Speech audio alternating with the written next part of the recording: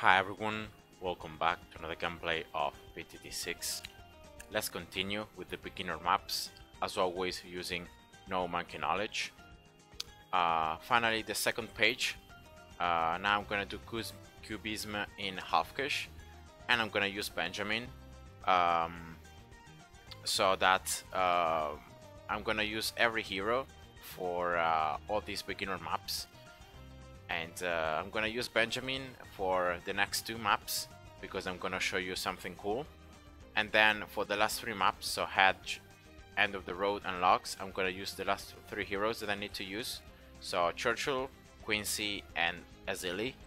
So yeah, let's jump into the gameplay. Benjamin is a hero that is quite expensive, so you cannot really afford him to. You can really afford to place him like at the beginning, but it has a lot of utility. So it's gonna add some cash at the end of the round. Then it's gonna have some utility in terms of getting more cash from the balloons, and so on. So in this half cash gameplay in Cubism, I think this map is the easier maps of all. I think that in this map, like just one that monkey right there, 000. You can like pop almost every single balloon up to round 8 alone, so like without needing to place anything else. And the main reason for this incredible efficiency of the Dark Monkey is simply the reason that this Dark Monkey is gonna be able to attack the balloons like in 4 different parts of the track. So the first one is this one, right? Then the second part, then third part, and then fourth part. So 4 different times, and that's the key, right? To pop the highest amount of balloons. The more times you can attack the balloons, the better it is. And that's why I just lost some lives for the blues in round 4, but then like keeping everything clean. And yeah, I mean, you could play as well with strong and first, so that you can pop like even more balloons. But in this case, I'm just gonna keep it simple and I'm just gonna leave it in strong for now. And as soon as I have 540, I'm gonna get this ninja placed right here, and that's exactly my my early rounds strategy. Just with these 2 towers, I'm gonna be more than fine. The ninja's wall has slightly bigger range than the monkey, but the main idea is the same, having the ninja in this area where he can attack 4 times different portion of the map, and that's it. So I'm gonna need here though some upgrades for this ninja to be able to survive the faster balloons now in these teen rounds. Probably I'll get it 201, but then from then on I'm gonna just wait until I get enough cash to place Benjamin, so that he can start like leveling up. It's always the same idea, placing the hero as early as possible so you unlock more levels. Now Benjamin is not gonna even attack the balloons. It's gonna have only like one passive. I think it's called like Trojan Bloon or Trojan something, and that upgrade is gonna like passively, you cannot really decide which balloon is gonna be affected by it, but it's gonna affect the balloons. But that's the only thing. Benjamin is not gonna attack the balloons. He has 2 activated abilities as every hero, but yeah, he's not gonna attack the balloons, and so his leveling up is very slowly compared to other heroes. And so I just recommend placing him like closer to your main towers, but again in a spot that you know beforehand that you're not gonna use. So in that way he's not like in the way of your other towers, and it's not affecting your strategy. Now I have though a negative note concerning Benjamin, that is his level 3 ability and even his passive that is gonna like damage somehow the balloons have a negative side. So I'm gonna just show you now here once I can place him. Okay, so I'm gonna place him right here. Why not, right? So the first bad thing is that this effect, so the first ability that he has, is gonna allow the 4 closest monkeys to pop an extra layer for 6 seconds. But then after 2 seconds, after the effect ends for 2 seconds, these monkeys are not gonna be able to attack, and this is huge. Especially like if you pop all the balloons with the effect until there are like only pinks, but then those 2 seconds where the towers cannot attack may cause you to leak and to lose a lot of lives. So just be careful when you use Benjamin's level 3 ability, and just use it in the correct timing and in the correct moment, and especially if you need to. If you don't need to, don't use it. So I'm gonna get an alchemist right here, 428, to pop these leads, and yeah, that's it. Now alchemist 100, so that he has more splash damage. But now I'm gonna just wait until get the ninja back again. So of course all the cash and all the income that you get from Benjamin is halved because it's half cash. But other than that, he like even if you get like half cash from his passive, it's still it's better than nothing. Now once he hits level 6, you can see this passive again. This is called cybersecurity, and it's gonna restore 5 lives at the end of each round. And therefore that's why whenever you have Benjamin and you're playing not on Impoppable or Chimps, you can actually afford to lose some lives early game, so some more lives than what you want to lose, because then you can get those lives back once he hits level 6.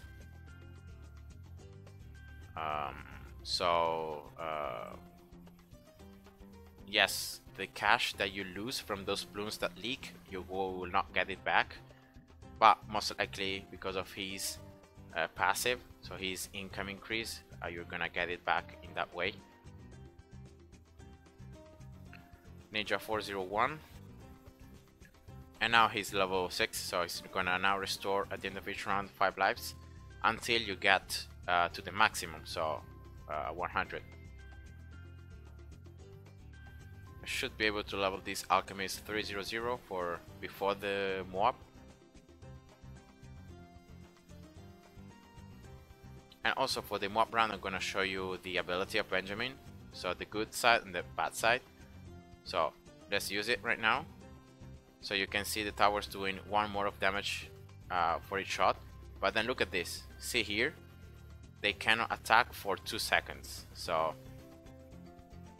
unfortunately the alchemist is buffing the dark monkey and not the ninja, so I must sell the dark monkey because I want the ninja to be buffed.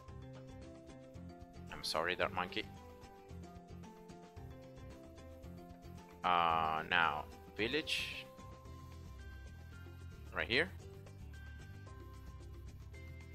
and I'm gonna start building a bomb. So the my usual strategy for like half cash is not very different. Okay, this is the second passive that is worth looking at it and see what it does. So every few seconds it's gonna send like an attack, okay, in this case it's called software virus, to a random balloon. This random balloon is gonna be one of the first balloons, so around the first balloons. Then this affected balloon will spawn no children when destroyed. That means pretty much that if it can affect up to a Moab, so it cannot affect BFBs, DDTs, and BADs, and Omegas of course, but it can affect Moabs and ceramics and rainbows and so on. So what this means is pretty much like if a ceramic gets hit by this virus, the ceramic, once the ceramic layer is popped, the ceramic is gonna like disappear. So the two rainbows that should spawn from a ceramic destroyed will like literally fade into nothing. So this is good, of course, because in that way you have less balloons to pop, but at the same time, look at that mob. And look at the cache. So I'm gonna show you when there is another mob, I'm gonna show you what I mean. So look at the cache, look at this mob. It's affected by the virus. Once the mob layer pops, the 4 ceramics that normally are inside a mob disappear, but at the same time I'm not getting the cache from those ceramics. So the balloons disappear, and that's good, you know, because you don't have to pop them, but at the same time you're not getting the cache from those balloons that disappear. And so it's a passive that is good, but at the same time it's not that good because you lose some cache in the transition. Of course I can think about a reasonable explanation of why this works like that. Probably because he's already providing you with some extra cash at the end of each round and so on. That's why probably his level 7 passive was thought to be that way.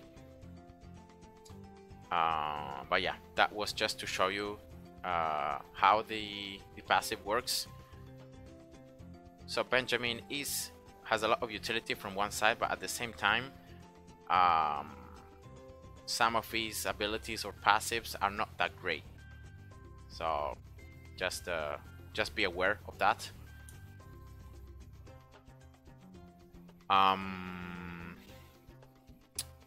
Now I've gotten here a primary training village so that this bomb gets more range, pierce, and projectile speed. Now for the second part of this strategy, so after round 60, what I'm gonna do is I'm gonna spam boomerangs. I'll get just one boomerang, 4 to 0 right here, and the alchemist should buff this boomerang. I'm gonna just make it sure. Yes.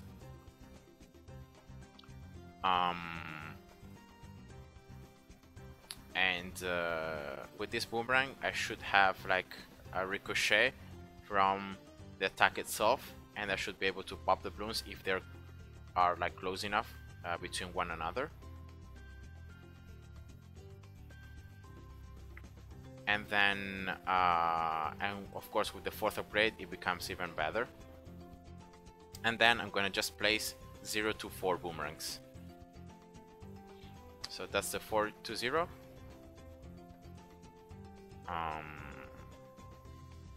And now just placing as many as I can around this village. That gives already more pierce, a range, and so on. Just boomerangs, just mob presses. So to do some extra damage to the ceramics, sorry, to the mob cast Bloons, and to push them back as well. So you can see already that Benjamin levels up a lot slower than other heroes. So around 66 and he's not even level 10 yet. So that's quite slow. And I don't really think that depends on like how many times you use his abilities, or if you place him like close to the beginning or of the map or not. But yeah. Now regarding his second ability, so his level 10 ability, this one is pretty interesting. So it's gonna downgrade, so it's gonna reduce from 1 rank most of the spawn balloons, and the cash from these affected balloons is double. You can see the balloons that are affected because they have this green cybernetic area around them.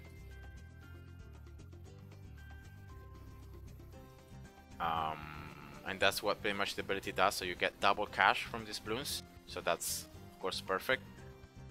And it does not affect until you like unlock higher levels. I think it does not affect mob class balloons, but then it can affect up to like mobs, I think, but only when you unlock like higher levels.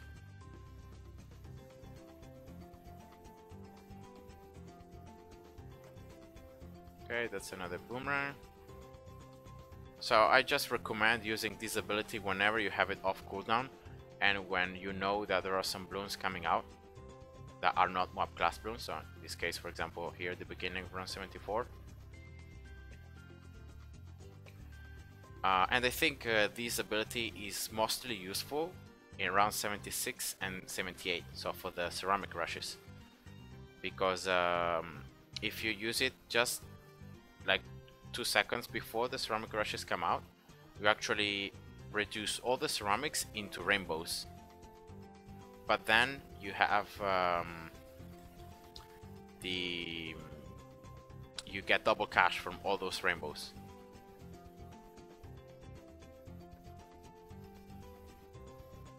I'm gonna get one more right here.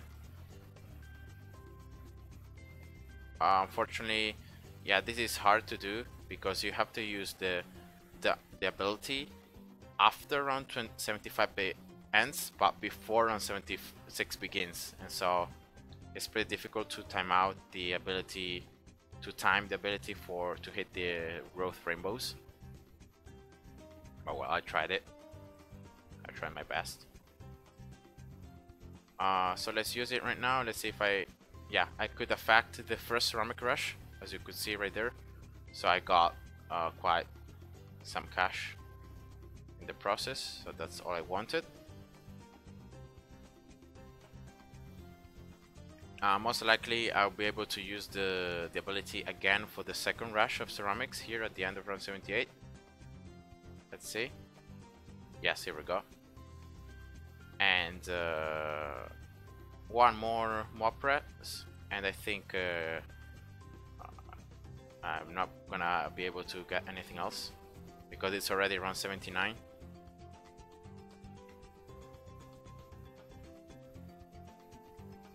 So let's get here the ability again. There are some bloons there beneath this BFP, so I'm gonna just get cash from those bloons instead. And this is the Zomegad, and it should be pretty easy. You're gonna see now the efficiency of mob presses once you get like 3 or more of them. See, this Zomegad, like, it's not even able to go through a lot. And yeah, that's it. So I hope you guys enjoyed, and see ya. Bye bye.